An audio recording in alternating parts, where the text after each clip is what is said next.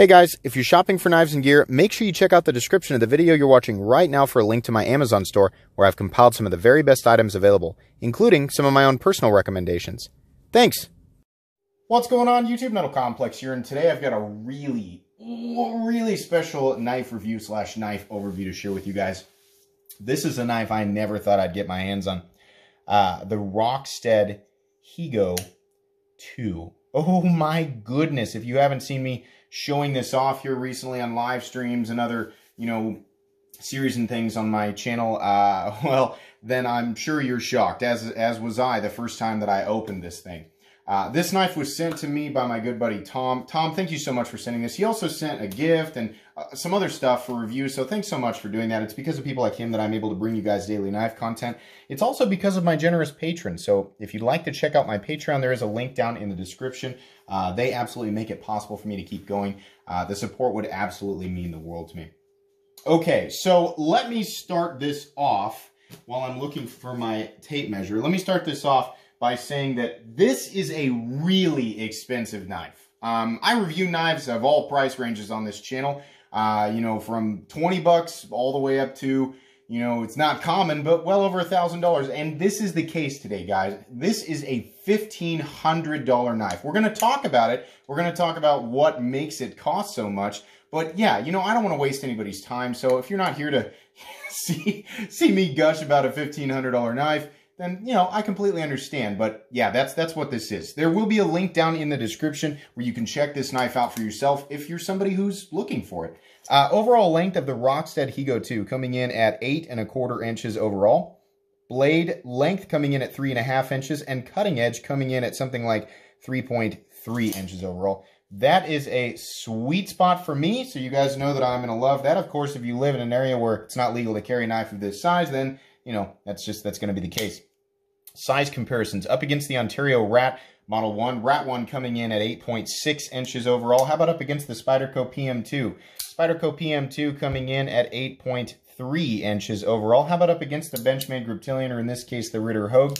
Ritter Hogue coming in at 8 inches overall. Great size comparison there. And last but not least, the Spyderco Para 3. Spyderco Para 3 coming in at 7 1/4 inches overall. How's the action on this guy? It's very similar to a Sebenza, extremely similar. We're looking at phosphor bronze washers on the inside here. I think you can see there. There we go. The action this is not a, fidgety knife, though I will say, if you want to, you absolutely can flick it out. It's very smooth. It's extremely hydraulic. That's the way that these are built. It's very, very easy to just wheel out, and it's very satisfying. Honestly, the click of that titanium liner lock, which is the case here, the click of that is nice. This is one of those knives where the fidget factor for me, and I have spent a lot of time with this knife. I know a lot of you guys know when I unboxed this, it was a long time ago. I wanted to really familiarize myself with this knife before I, tried to put my words into a review.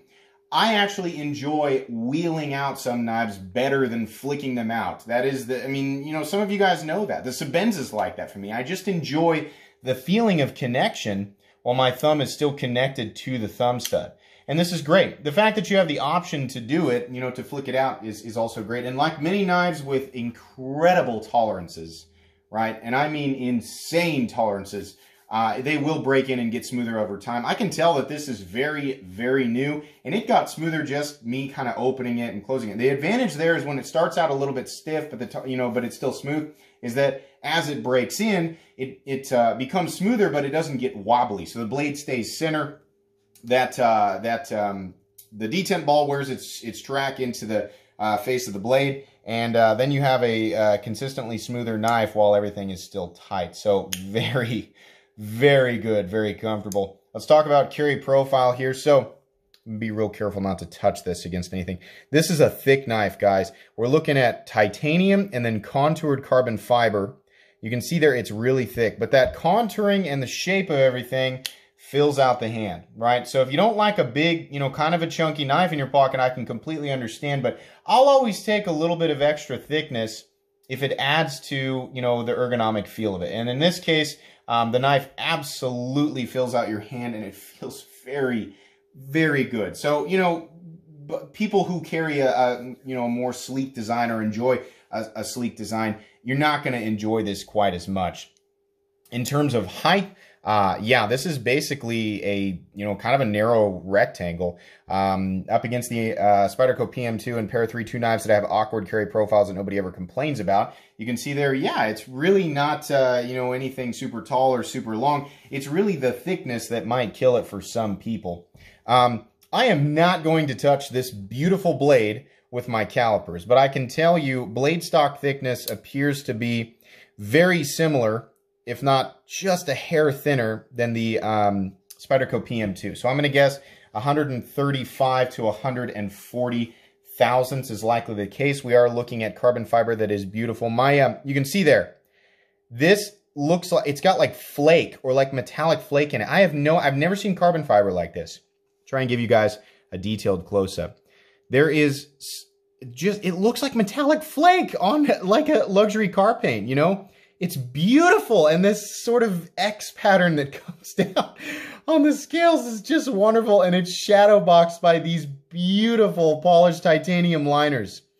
Oh my God, this is stunning. So this is the Higo 2. There is a Higo 1 that comes in. I think they use this duralumin.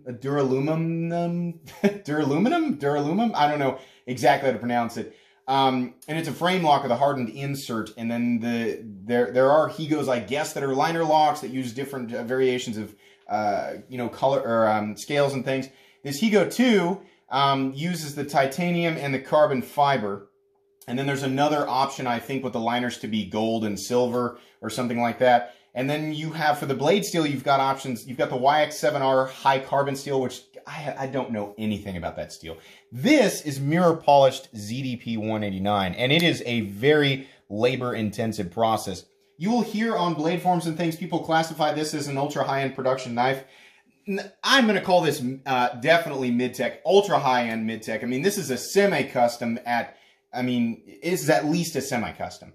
The amount of handwork, the amount of labor that goes into the blade alone is ridiculous. And on top of that, these are hand-fitted. Everything's hand-checked. I mean, the processes that go into this are ridiculous. Absolutely. So that's what we're looking at there with some mid-tech. I'm going to go ahead and weigh this guy for you real quick here so you can get an idea of weight. Make sure we're not on grams. Change it to ounces. There we go.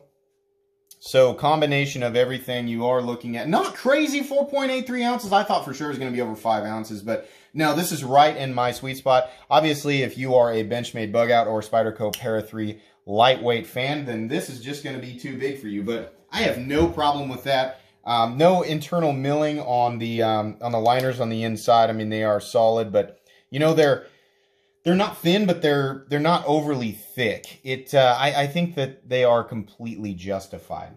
Not going to do a hardware check on this guy because, again, I don't want to touch any of this with my tools, but I'll show you guys real quick.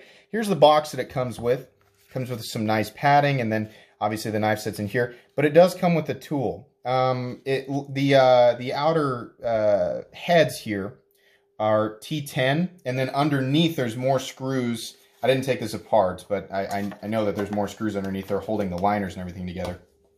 At least that is truthfully, that's my assumption, but gosh, looking at it, it may not be the case because there's only one standoff. I assumed that until just now.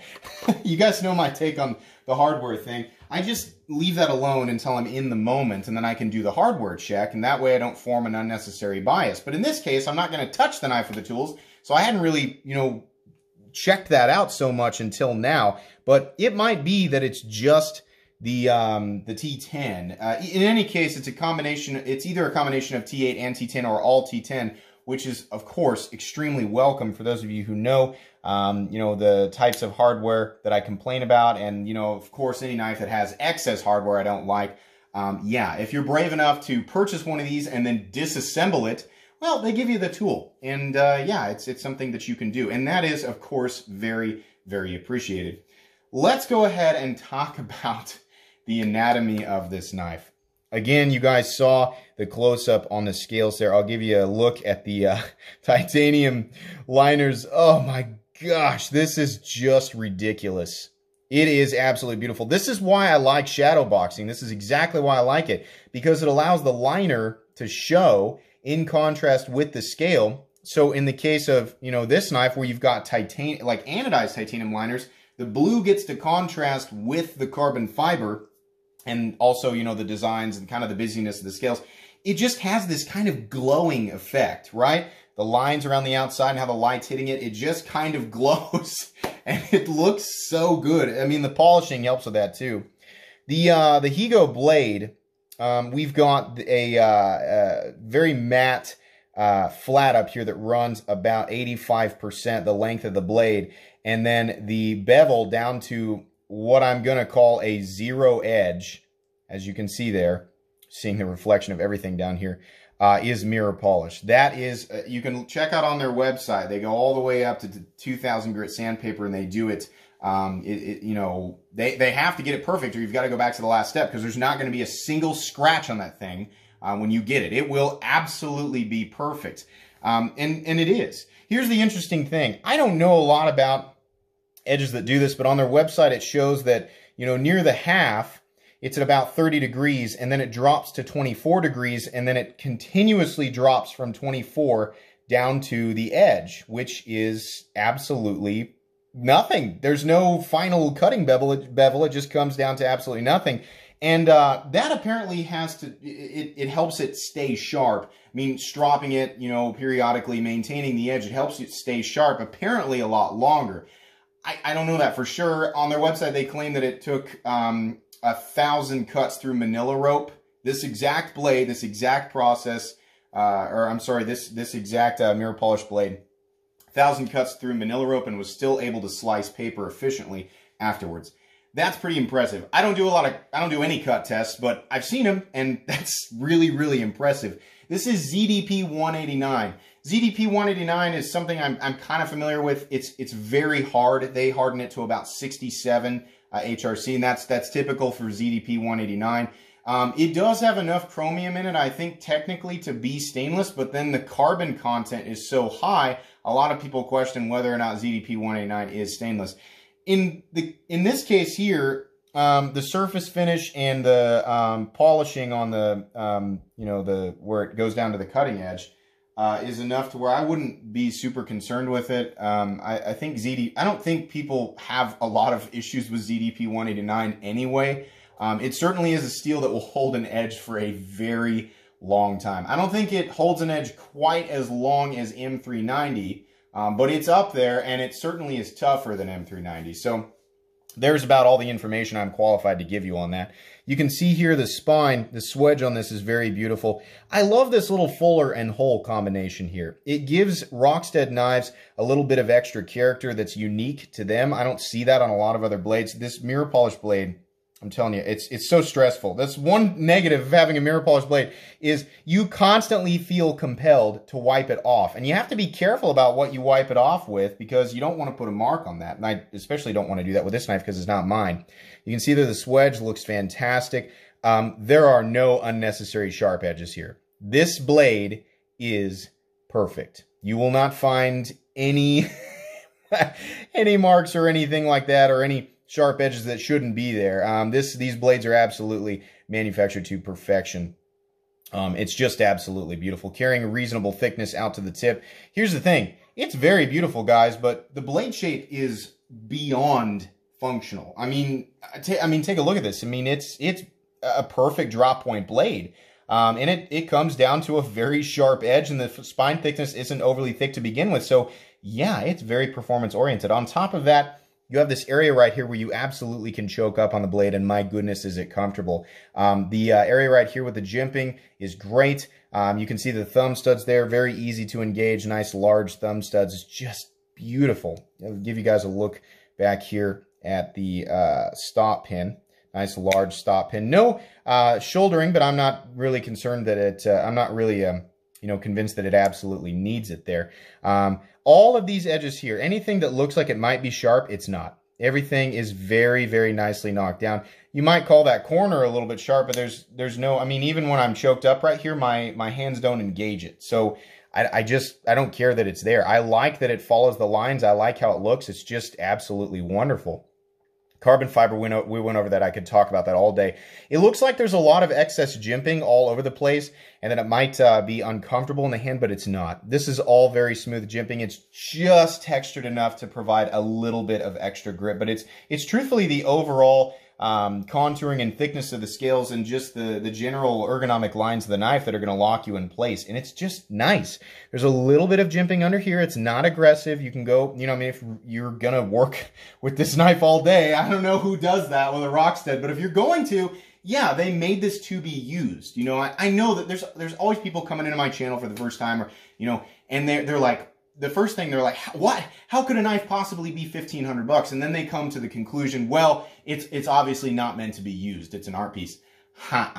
This is made to be used. Carbon fiber, titanium, ZDP 189, you know, this culminating combination of, you know, a functional, perfectly functional blade shape and perfectly functional ergonomic lines. Yes, it is made to be used. Whether or not people actually use them, I don't know. But yeah, the tolerances, everything's perfectly in place. So if you really want to use this knife, will it make an excellent user? You bet. Oh my gosh. I wish I was the type of person who could carry one of these in their pocket every day and use it and just not feel bad about it, because I can only imagine, you know, the experience of being able to use this ridiculous blade on anything every single day. You know, it's ready to go. Let's go ahead and take a look back here. There is a lanyard hole for people who want to use lanyards. A single standoff, which is fine. It doesn't really need anything more than that. And then on the other side, we have a very simple but very functional pocket clip that is set into the scale. I do like how the pocket clip looks. I like where it carries. It's not, you know, the lanyard hole is not emphasized over the pocket clip. It carries just about perfect, not deep, not shallow. What I don't really like is the Made in Japan stamp. And it's not that it says Made in Japan. For whatever reason, Made in Japan does not bother me as much as when it says Made in China. And that's because we've all been conditioned to think that anything that says Made in China means stamped and pressed and kicked out the door, right? It's not 100% the case anymore, but that's not what I'm talking about. I don't mind that it says Made in Japan. I wish that it said it in a different way. I mean, it very much just looks stamped on there. As I just said, like, the whole Made in China thing looks stamped and pressed, but this actually, I mean, it's just stamped in there. I honestly wish that it just wasn't on the clip at all. The clip is clearly meant to be functional and nothing else, and I believe it is made out of titanium, and it's got that kind of, you know, black polished look to it. It's fine, but I wish that it didn't say Made in Japan on there. Something that kind of counterbalances that for me is the fact that their screws say Rockstead on them. I love that. I think that's a great way to, you know, do some, if you're going to do some billboarding. I don't mind the logo on the blade, and I don't necessarily mind this back here except for the stamped numbers. You know, I imagine that these are all going to be numbered knives, so that's probably the case there. You can actually see the poke there where they tested it. They obviously do their own Rockwell testing. Or at least that's my guess, seeing the poke on there. Which is fine. You want that. You want the blades to be tested, make sure that they're properly heat treated. But yeah, that's just a little tiny thing that bothers me. Other than that, gosh, the pocket clip's perfect. It's nothing special. It's nothing we haven't seen before, but it's perfect. I just don't want that on there. It just doesn't look as good with the rest of the knife. Let's take a look at this area here. So we do have a titanium liner lock with a steel lock bar insert. Rest assured, guys, there is zero blade play up, down, left, or right. I just don't want to put more fingerprints on it. But the disengagement is perfect. Absolutely no lock stick, and it comes down and is absolutely 100% dead centered with laser precision. This knife is so stressful to just have around because it's not just that it's expensive, it's that everything was executed so beautifully, so flawlessly that I'm just like, oh my gosh, the stress of accidentally, you know, touching it with another object or dropping it, you know, just that bothers me. And the main thing is because it's somebody else's, right? I mean, if you own this knife and you plan, because people are like, why would you buy it if you're not going to use it? It's up to the individual. They can do whatever they want with it, right? If it was mine, I probably wouldn't use it. It'd probably go in a display case. Somebody else's, though, they might not care. They might, whatever, scratches on it. I mean, it's made to be used, right? But with me, it is so stressful having it around, but I also want to hold it. I want to play with it. It's one of those things where every time I pick it up, it's almost like it's reverberating with some type of cosmic energy, right? It's just something that we as mortals are not supposed to have. It was bestowed upon us by the gods.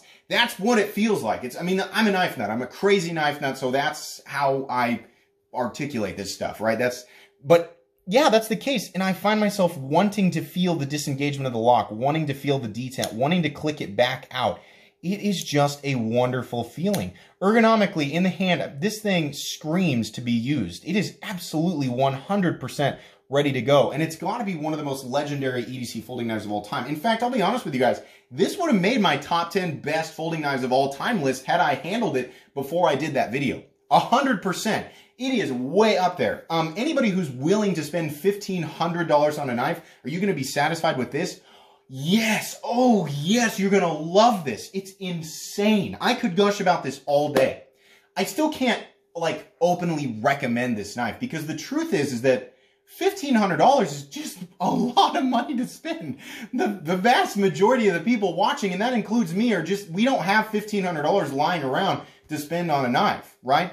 So yeah, I can't say like, yeah, you should go ahead and spend, like if you're used to spending $100, $200 on a folding knife for 50 bucks, you should definitely save up $1,500 of your hard-earned money and spend it on this because you're getting that much more of a knife over those. Now, I can't say that. I cannot openly recommend this, but rest assured, this knife is 100% going on my favorite knives playlist, Metal Complex's favorite knives playlist, because it is. It's one of my favorite folding knives of all time. I think it's one of the best folding knives that exists out there. It's just really expensive. You really have to be committed to, you know, spending that kind of money on folding knives. You have to be kind of a crazy knife nut. You have to be obsessed with all the tiny little details, right? The processes, you have to kind of know, or, you know, in your mind, it has to make sense where that extra money is going.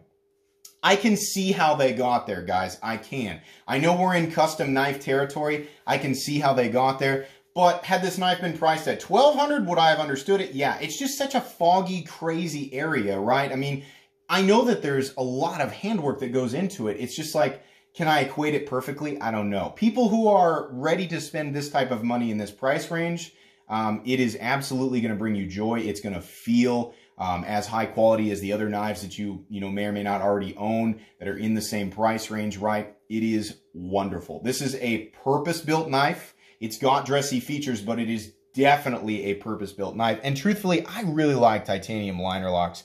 I like that, you know, once it's engaged, the natural position of my hand when I'm holding onto the knife and using it is not interacting with the lock at all. The lock is going to do its job.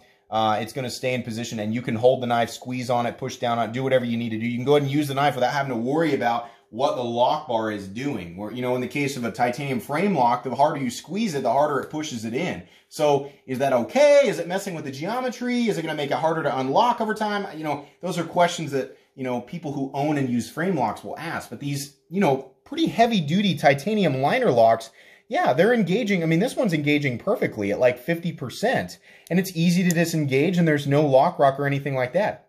It's wonderful. This is a wonderful, wonderful knife.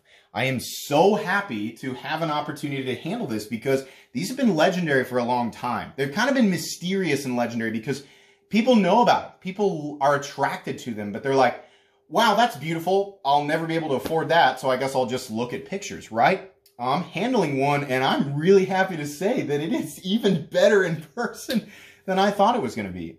This is wonderful. I can't recommend it to everybody, but yeah, if you're looking for a knife in this price range and you're really obsessed with all the little tiny details, you want everything to be perfect, and you want something that's actually able to be used, if you so choose to, this is your guy. Tom, thanks again for sending this guy along. If you guys enjoyed this video, please leave a like. If you'd like to check out my other content, I do, of course, have lots of videos of knives that are either expensive or inexpensive that I do or don't like, so check those out. And if you enjoy all my content, go ahead and click on this Metal Complex logo right here and subscribe because there's definitely more coming. Thanks again for watching, everybody, and have a great day.